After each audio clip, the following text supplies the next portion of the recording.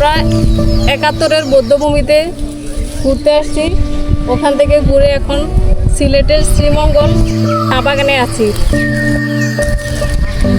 সিলেট শহরটা অনেক সুন্দর, চারিদিকে ঘুরে ফিরে দেখলাম কত সুন্দর পাহাড়ে চা পাতা গাছ রোপণ করা হয়েছে সারি সারি।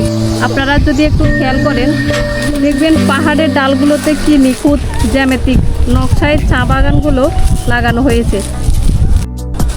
রোদের আলো যখন এই কচি পাতার উপর পড়ে তখন পুরো বাগানটা যেন পান্না বা সবুজের মতো চিকচিক করে ওঠে। এই যে সবুজের মাঝে হারিয়ে যাওয়া, এটাই তো আসল ভ্রমণের সার্থকতা।